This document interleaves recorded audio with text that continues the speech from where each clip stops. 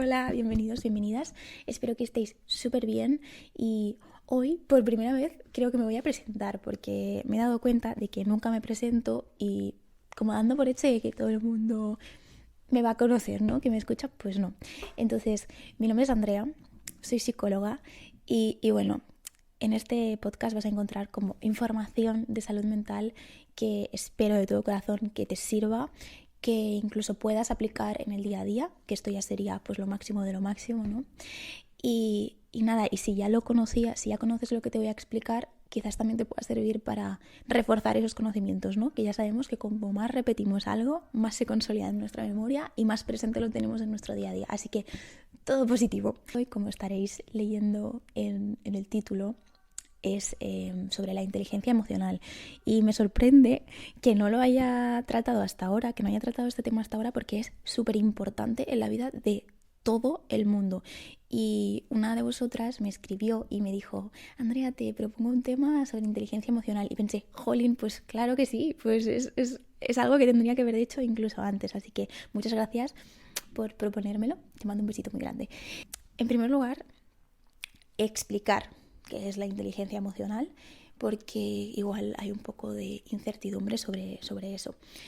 Al final, la inteligencia emocional es la habilidad que tienes para gestionar tus emociones. Y cuando hablo de gestionar las emociones me refiero a que las entiendes, las identificas y que cuando aparecen no te dejas llevar únicamente e impulsivamente por estas, sino que eres capaz de decir, de pararte un segundo, utilizar tu parte frontal, que es la parte racional de tu cerebro, y actuar de una manera que te vaya a beneficiar en lugar de una manera que te vaya a destruir, porque las emociones tienen una función de cumplir una necesidad, que después ya veremos en cada emoción la necesidad que quieren cumplir, pero al final las emociones son positivas y nos tienen que llevar a hacernos bien, no a destruirnos. Cuando no conocemos la función que cumplen, hoy en día en una sociedad mucho más avanzada y que no tenemos que sobrevivir, pues nos podemos hacer mucho daño a nosotros mismos si no la conocemos. Y lo más importante es que es una habilidad que se puede aprender. Se llama inteligencia emocional, pero no es una inteligencia con la que naces, sino es una inteligencia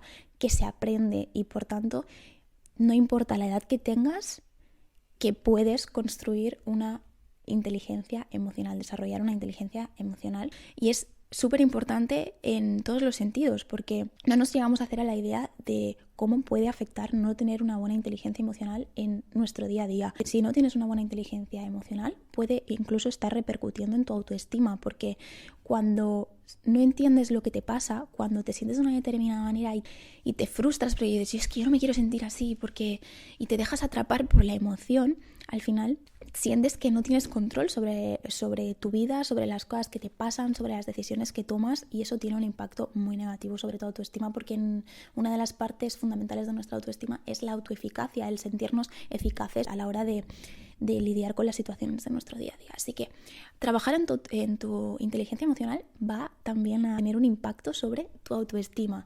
También va a prevenir que puedas llegar a desarrollar incluso una depresión o una ansiedad, porque detrás de los trastornos emocionales, del estado de ánimo, existe muchas veces, no siempre, una mala gestión de las emociones que se cronifican y al final acaba saliendo un problema, ¿no?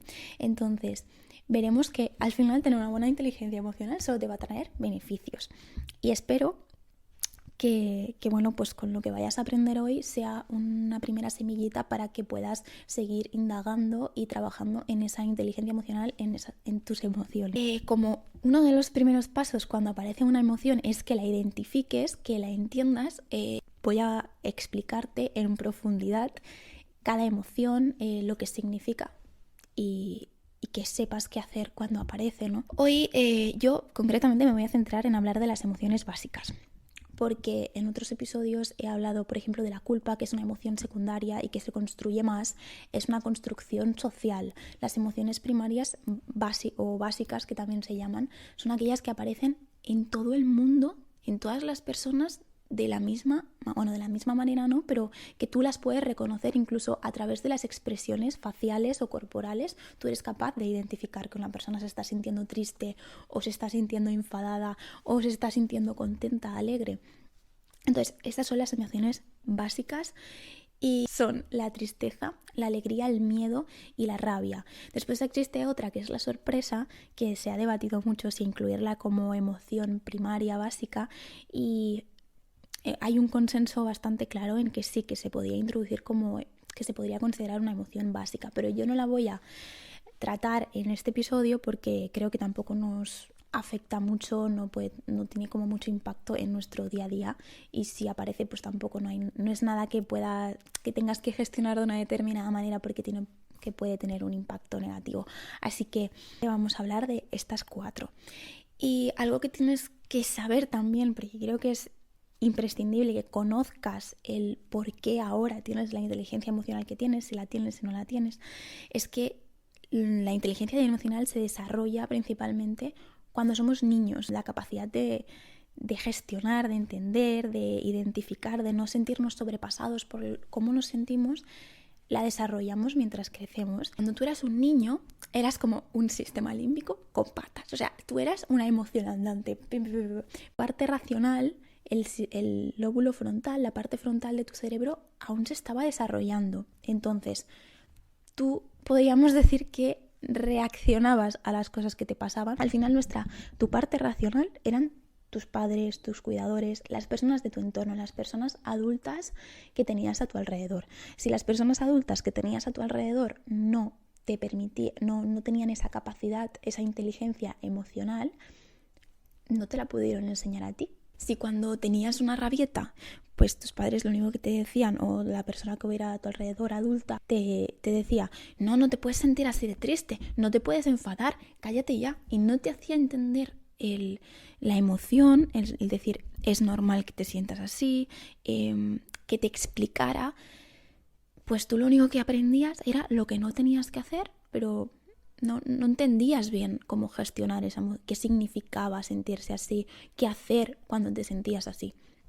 Entonces, tu parte racional cuando creciste eran las personas de tu alrededor y no te podían pedir que tú reaccionaras racionalmente como un adulto porque es que no podías, porque no tenías aún desarrollada esa facultad, esa capacidad, porque tu lóbulo frontal no estaba desarrollado. Otra cosa que pasaba mucho, sobre todo antes, ahora yo creo que ya no pasa tanto, quiero creer que no pasa tanto, es el decirle a los niños chicos que no podían llorar, porque llorar era de chicas.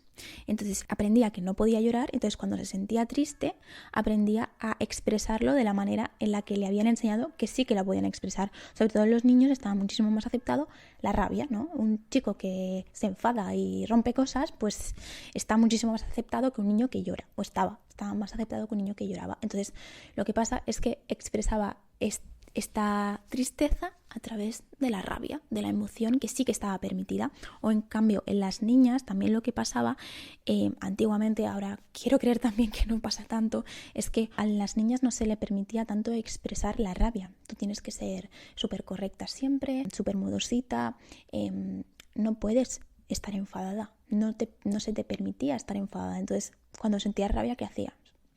Pues expresar la emoción que sí que estaba permitida, que en las niñas siempre ha estado más aceptado el llorar, el estar triste. Cuando te enfadabas mostrabas una tristeza extrema, llorando de una manera extrema. Entonces hay que también aprender a identificar esas cosas, ir al pasado y pensar cómo reaccionaban mis padres, las personas de mi entorno cuando estaba triste. Realmente, cuando algo me sienta mal, muestro la tristeza como es, o me la guardo, la reprimo y lo acabo expresando de otra manera. Dicho esto, voy a explicarte las 4 emociones básicas para que cuando aparezcan las puedas entender, identificar, lo que te decía antes, y sobre todo que entiendas eso, que absolutamente todas las emociones tienen una función. Aparecen por algo. Debemos de quitarnos de nuestro vocabulario el emociones positivas y negativas, porque en verdad todas tienen una función.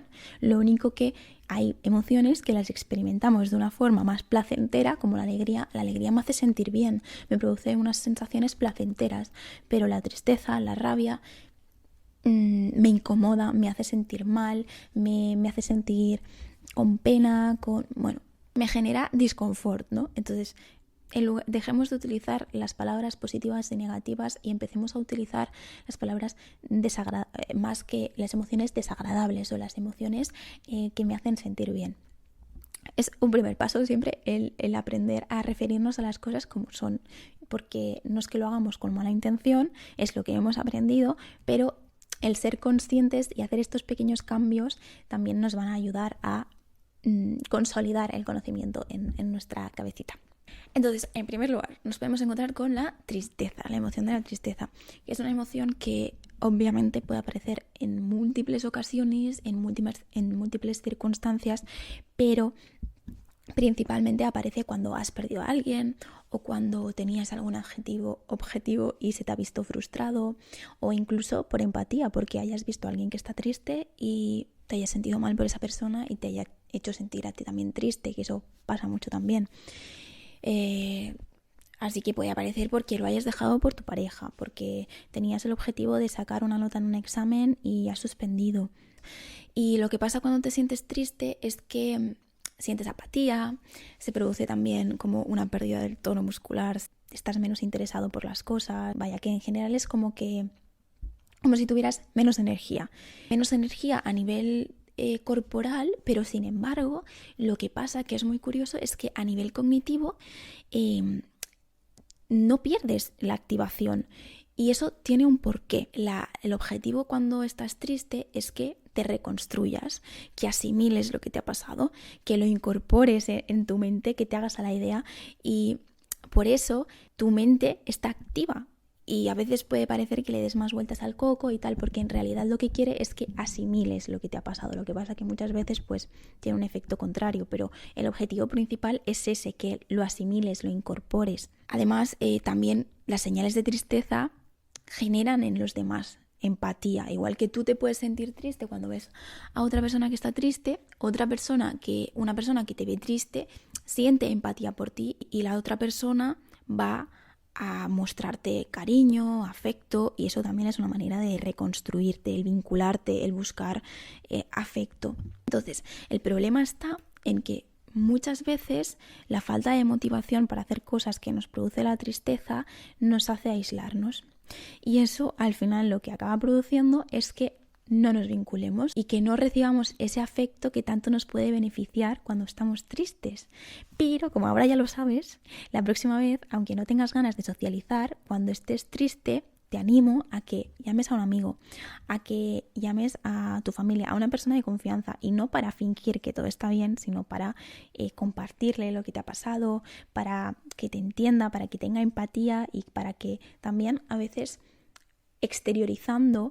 verbalizando lo que te ha pasado es una manera que también lo asimiles y se incorpore en tu esquema mental y te ayude a reestructurar la idea que tenías sobre antes, ¿no? Por ejemplo, si lo has dejado con tu pareja, tienes toda tu vida hecha alrededor de esa pareja y obviamente vas a pasar un duelo y es una tristeza que se prolonga en el tiempo, ¿no?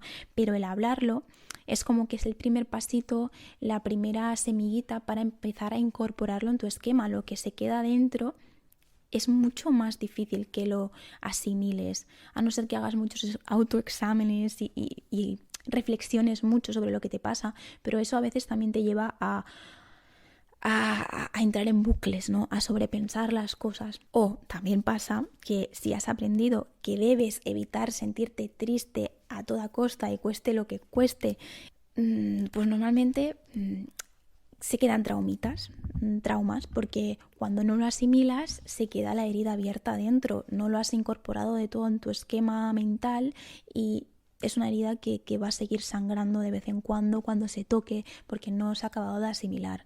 Entonces es muy importante que no evitemos las emociones, que no hagamos todo lo posible para huir de ellas, porque aparentemente puede parecer que te beneficia, pero al final se está quedando como una heridita abierta dentro que no acaba de cicatrizar. Así que si me dejo llevar por esas ganas de aislarme, porque corporalmente pues sí que es verdad que te sientes con menos energía, más apático y que el cuerpo no te pide hacer cosas, y si te dejas llevar por eso y por esa activación cognitiva y te aíslas y lo único que haces es empezar a sobrepensar todo, a darle demasiadas vueltas, a entrar en bucle y no tienes esa estimulación positiva que todos necesitamos en nuestro día a día, aunque estemos tristes, necesitamos seguir experimentando, exponiéndonos a situaciones que nos hagan sentir bien en parte, y no para tapar nuestra tristeza, sino porque la falta de estimulación positiva nos hace entrar en bucles negativos. Es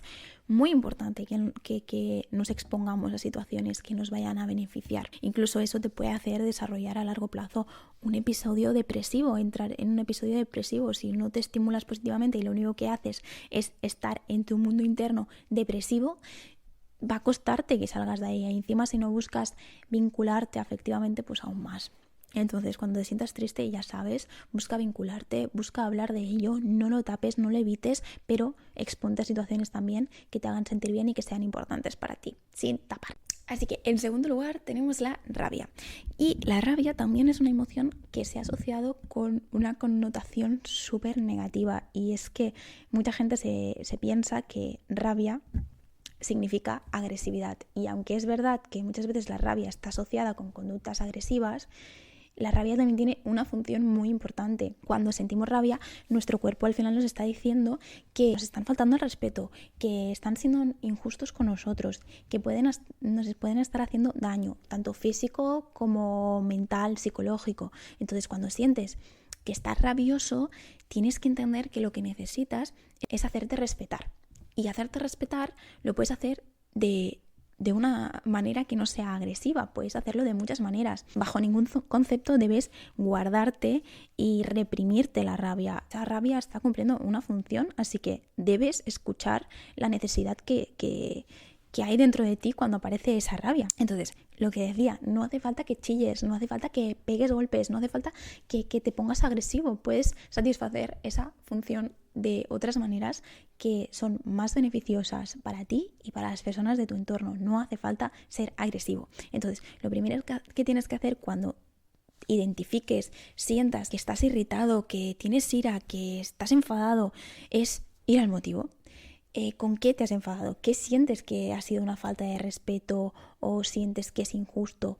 Normalmente, cuando aparece la rabia, hay implicadas otras personas, y estas personas normalmente son las que han hecho algo que nos ha producido la rabia. Pero bueno, la rabia puede aparecer en múltiples circunstancias y no tiene por qué haber una persona detrás. Puede ser que una situación te genere rabia. Hay veces en las que no vas a poder comunicarte con nadie porque no va a haber una persona física que haya sido la causante de esa rabia. Normalmente, cuando hay otra persona implicada, sientes que esa persona ha pasado un límite o esa persona te está faltando al respeto. Entonces, tú lo que tienes que hacer es comunicar a esa persona qué es lo que has sentido que ha sido pasarse un límite, que te está faltando el respeto. Si quieres que esa persona te ha hablado mal y eso te ha dado rabia, pues comunícaselo.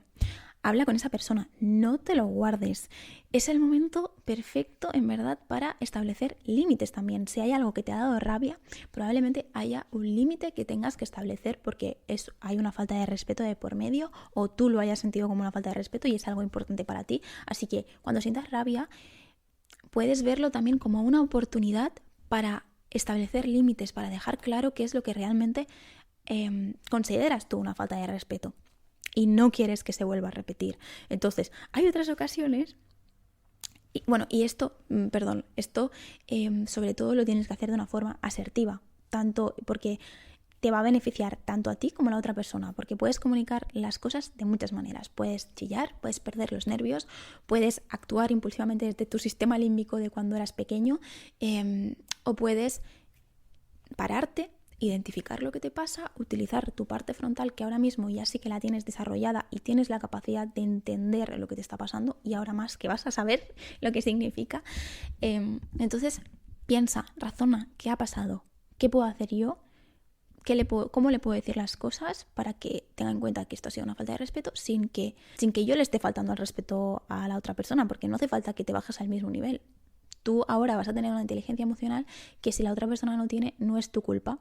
Tú tienes que hacer las cosas por ti, no por la otra persona. Y esto lo dije en un vídeo de TikTok el otro día, que porque la otra persona no sea asertiva y no te trate con asertividad, no quiere decir que tú tengas que bajarte al mismo nivel, porque ser asertivo lo haces por ti, no por la otra persona. Porque estás actuando según tus valores, según lo que crees que es importante para ti. Y en el momento en el que tú chillas y tratas a la otra persona mal, te vas a sentir tú culpable después por haber hecho esto, porque pasa muchas veces, si actuamos desde la emoción, hacemos cosas de las que realmente si hubiéramos pensado un poco más no hubiéramos hecho bajo ninguna circunstancia. Entonces, está hablando tu emoción, tu impulsividad cuando chillas, cuando das golpes. Entonces, pararte un segundo y decir, vale, ¿qué es lo que necesito? Tal, pues voy a comunicárselo. Y si la otra persona responde, pues toma las acciones que haz lo que tengas que hacer, pero sin chillar y si esa persona decide no respetar tu límite, coges y te vas. Y si tienes que lidiar con esa persona, es que no se puede haber muchísimas circunstancias en las que tengas que lidiar con una persona que no te falta el respeto, pero en la mayoría de ocasiones yo diría que salgas de ahí, porque vivir en un entorno, trabajar en un entorno tóxico no hace daño a nadie más que a ti. Entonces, lo tienes que hacer por ti. Si estás en un trabajo en el que te faltan el respeto, busca otro trabajo. Aguanta ahí porque imagino que será tu forma de vida y obviamente pues no vas a dejar un trabajo sin tener otro, pero puedes buscar otros trabajos, puedes activamente hacer algo para cambiar tu situación. O si estás en una familia que te trata mal y puedes salir, sal en el momento en el que puedas y comunícate lo menos posible con esas personas. No quiero decir que rompas el vínculo porque al final es tu familia, son personas importantes para ti, pero cuídate. Ahora tienes que pensar en ti más que en nadie, tienes que protegerte sin dañarte. Es decir, porque muchas veces nos protegemos, pero colateralmente nos hacemos daño porque nos aislamos o cogemos hábitos que al final nos repercuten, pero tienes que protegerte de manera que no te autosabotees. Protege tu bienestar rodeándote de gente que te hacen bien, pero sin aislarte, haciendo cosas que te beneficien, no dejando de hacer cosas. Creo que me entendéis, ¿no? Entonces, por ejemplo, hay otras situaciones en las que no hay nadie implicado, simplemente te da rabia algo que te ha pasado y esto me viene genial para explicar algo que me pasó ayer, que es que, madre mía, bueno, yo volvía del trabajo y volvía encontrándome mal porque me dolía mucho la tripa. Yo ya he explicado en otras ocasiones que tengo problemas de tripa, tengo síndrome de intestino irritable y pues tengo temporadas en las que lo paso bastante mal. Entonces, pues bueno, pues ayer, llevo una temporada en la que estoy bastante regular. Entonces, ayer volvía del trabajo a mi casa y la verdad es que venía haciéndome lo que viene a ser caca. Me encontraba muy mal, me dolía la barriga. Entonces, pues yo estaba, me estaba pasando las normas de tráfico un poquito, de tránsito, un poquito por donde viene a ser ahí abajo. Entonces, pues bueno, yo iba por un tramo, yo esa carretera me la hago cada día, entonces yo me la conozco. Y pues hay un tramo en el que yo sé que no hay radar e iba a 124, para ser exactos, tengo la multa en el coche. Ay, ya he hecho spoiler, me cago, es que no sé contar historias. Bueno, yo iba a 124 por una carretera que era de 90. Sí, lo sé, es grave, pero bueno, yo no era consciente, es una carretera de 2 carriles que podría ser perfectamente una autovía. Es una carretera nacional, pero podría ser perfectamente una autovía. Entonces, yo llego a una rotonda y me veo ahí a los policías, a los mozos. Y me dicen, párese usted por aquí, señorita, el carnet. Y me dicen, ¿sabe usted por qué la estamos parando? Y digo, no, dice, iba a 124 en un tramo que es de 90. Y yo, digo, ¿en serio? Y me dicen, sí. Y yo con todo esto me estaba haciendo caca, recordad, por favor, lo estaba pasando fatal. Entonces, yo lo único que quería era llegar a mi casa.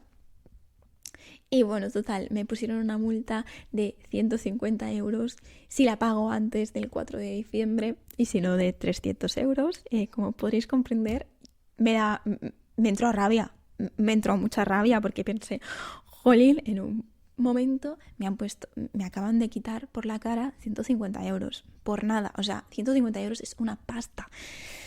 Pues bueno, yo estaba por dentro encontrándome mal, pero es que además tenía una rabia dentro porque 150 euros hoy en día es mucho dinero y no es que vaya sobrada de dinero como para que me pueda permitir pagar en multas 150 euros así porque sí. Entonces, bueno, pues yo tenía eso, pues una frustración, que me subían los calores para arriba, todas las sensaciones que tienes cuando estás rabioso, un poquito de taquicardia incluso, esto. Entonces, yo podría decirle algo a esa persona porque creía que estaba siendo injusto, porque me estaba dando rabia, porque no consideraba que fuera justo. Bueno, en fin, no, yo no podía decirle nada a ese policía porque ese policía tenía razón.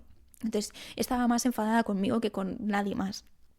¿Qué iba a hacer yo para gestionar esa rabia?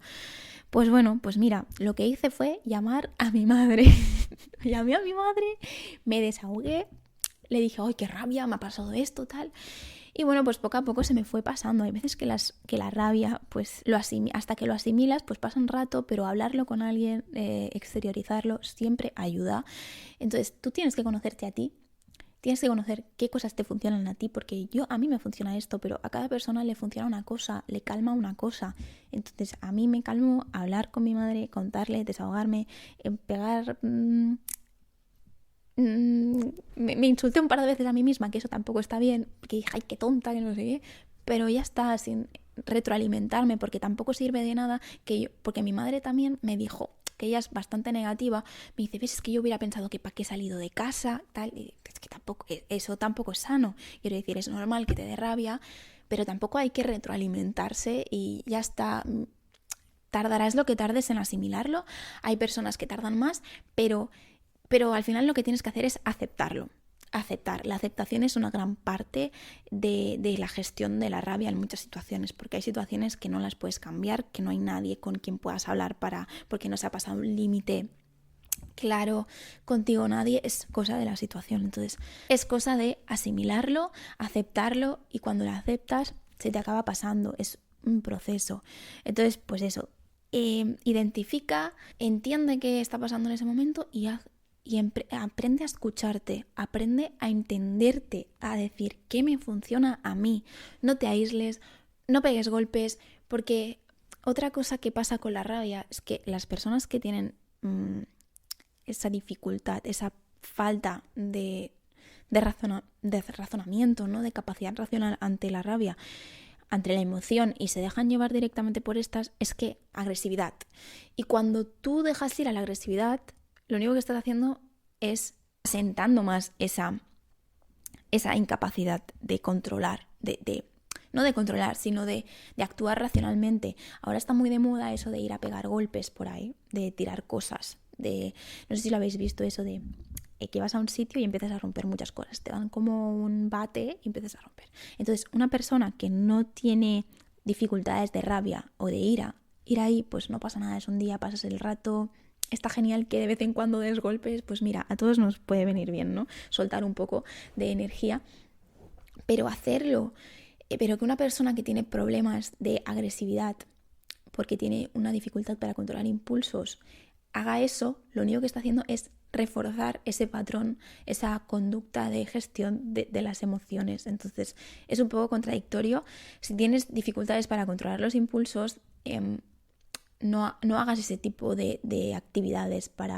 No te vayas al balcón y pegues un grito cada vez que tienes rabia o cuando te sientes sobrepasado. Eso lo único que está haciendo es retroalimentar esa forma de gestionar tu emoción. Y bueno, pues me estoy enrollando como una persiana en la rabia. Es que la rabia deja mucho que comentar, porque es una emoción que también está detrás de bastantes problemas. Entonces, en tercer lugar, el miedo. El miedo creo que hoy en día es la emoción de la que más escuchamos hablar, porque está detrás de todos los trastornos de ansiedad, de todos los tipos de ansiedad que podamos experimentar hoy en día. Y hoy en día, por desgracia, los trastornos de ansiedad están a la orden del día. Raramente escucharás a gente que no haya experimentado ansiedad nunca en su vida. Sin que sea un trastorno, podemos decir que la mayoría de personas, por desgracia, ha experimentado ansiedad en algún punto de su vida. Y es que al final la ansiedad se da cuando el miedo es desproporcionado, cuando aparece en muchas ocasiones, cuando el miedo aparece en muchas situaciones y al final lo generalizamos, o cuando aparece durante mucho tiempo seguido, entonces se convierte en un trastorno de ansiedad. Al final la ansiedad es un miedo desproporcionado. Es podríamos decir que es el trastorno del miedo. Entonces, el miedo en verdad es una emoción normal y sana y natural y está ahí para protegernos. No tiene otra función que no sea protegernos. Aparece cuando nos enfrentamos a una situación en la que creemos que no tenemos los suficientes recursos para hacerle frente. Si yo creo que no tengo suficientes capacidades para hablar delante de 30 personas, pues voy a tener miedo porque voy a pensar que esa situación me va a comer, me va a sobrepasar, voy a hacer el ridículo, voy a meter la pata, se van a dar cuenta de que no valgo lo suficiente, de que no soy lo suficientemente lista o capaz. Entonces, el miedo aparece cuando creemos que no tenemos los suficientes recursos para hacer frente a algo. Y muchas veces ese miedo no es racional. Ante estas situaciones existe una falta de conocimiento de nuestras propias capacidades, una infravaloración de nuestras capacidades. Normalmente tenemos de sobras las capacidades para hacer frente a las situaciones que nos dan miedo. Lo que pasa es que nos imaginamos lo peor. No sé si lo sabéis, pero nuestro cerebro no tiene la capacidad de distinguir si lo que estás pensando es real o no es real. Si tú piensas que te va a pasar algo malo y te imaginas una situación en la que te va a pasar algo malo, tu cuerpo va a reaccionar como si eso fuera a pasar de verdad. Es decir, no sabe que realmente es una situación hipotética que se está imaginando tu mente y que probablemente no vaya a pasar. No, usted va a reaccionar de la misma forma que si hubiera un puto tigre persiguiéndote por la calle. No va a distinguir. Entonces, ¿qué sensaciones experimentamos cuando sentimos miedo? Pues vamos a sentir malestar, preocupación, sentir que tenemos una falta de control, que no controlamos lo que va a suceder. Es decir, que puede pasar algo malo en cualquier momento y no vamos a tener el control.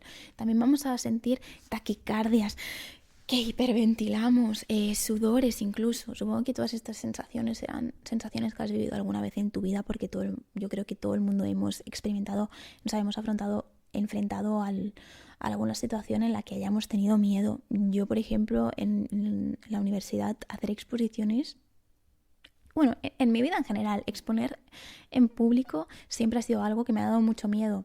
Que me ha provocado todas estas sensaciones de taquicardias, de ni saber lo que estaba diciendo por la boca, de que acabara la exposición y no saber ni lo que había dicho, perder el sentido de realidad.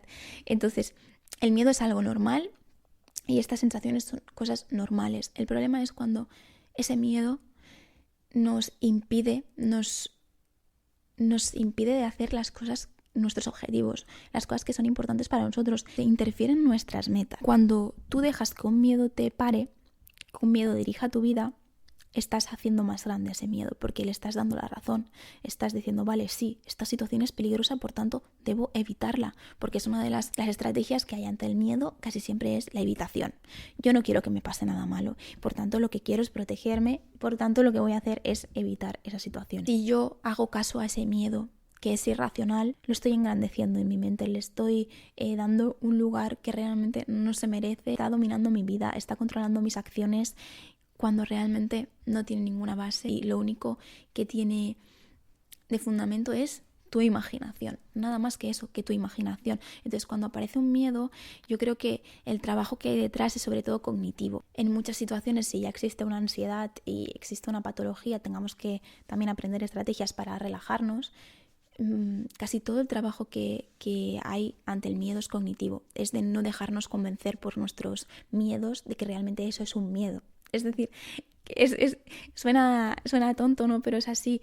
Es decir, miedo retroalimenta el miedo. Entonces, ante el miedo lo que tengo que hacer es pensar, ¿es lo que estoy pensando y sintiendo racional? ¿Realmente existe un peligro real? ¿Realmente, en el caso de que yo me llegara a equivocar en esa exposición en público, me iba a pasar algo malo?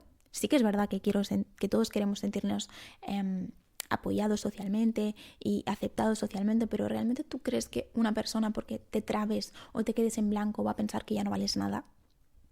Yo creo que casi todo el mundo tiene una capacidad de compasión, de decir, esa persona está nerviosa y se ha equivocado porque está nerviosa, no porque no valga nada.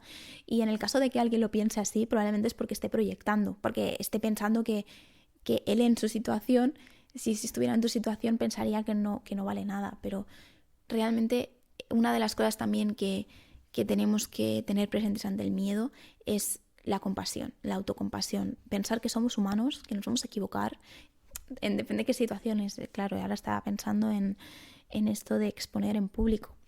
Pero la autocompasión está detrás del alivio de muchas emociones. Y por último, la alegría. Yo creo que todos anhelamos y queremos en nuestra vida sentirnos bien, sentirnos alegre. Entonces, cuando ahora hable de alegría, no me voy a referir a, como a las anteriores, a identificarlas y gestionarlas, sino que básicamente con la alegría lo que hay detrás es un anhelo, ¿no? El querer exponernos a situaciones que nos hagan sentir alegría y identificarla para agradecerla, para estar agradecidos de estarla sintiendo y para disfrutarla conscientemente.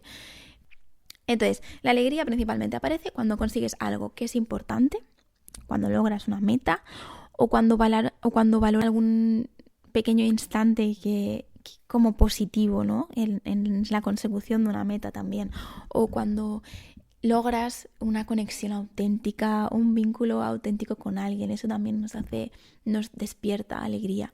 Y la función de la alegría es que te mantengas en equilibrio, te vincules, que sigas evolucionando, que no te estanques. Y para ello, como ya he hablado en otras ocasiones, hay que ponernos metas, hay que ponernos objetivos que son valiosos para nosotros. Resumiendo un poco, en general, inteligencia emocional. Esto es un tema extensísimo en el que podría enrollarme horas y horas. Pero bueno, básicamente, quédate con que cada emoción es importante porque está intentando satisfacer una función. Cuando aparezca, reflexiona qué necesidad hay detrás e intenta cumplirla. Evita que te autosabotee. Pon límites con asertividad, porque los estallidos de ira te acaban haciendo sentir culpable, te sabotean. Siente la tristeza, pero tampoco dejes que autosabotee tu vida. Cuando sientas tristeza, baja el ritmo, permítete estar triste, pero no entres en bucles que te aíslan y que te alejan de lo que realmente es importante para ti. Involúcrate también en situaciones que te hacen sentir bien, pero sin esa intención de evitar a la tristeza, ¿no? Es decir, haz cosas que te hagan sentir bien, pero sin buscar la evitación. Piensa en qué te está aportando esa emoción. Háblalo con las personas de tu entorno. Asimílalo. También identifica el miedo, valídalo. Piensa que es normal, sobre todo ante todas las emociones. Valídate. Es normal. Las emociones son normales. No te sientas culpable por la emoción, porque eso acaba desencadenando una emoción secundaria que te hace sentir peor. Y por último, busca la alegría. Ponte metas que sean significativas para ti y aprende sobre cosas que te gustan, involúcrate en cosas que te hacen bien. Así que eso sería lo basiquísimo sobre las emociones, sobre la inteligencia emocional.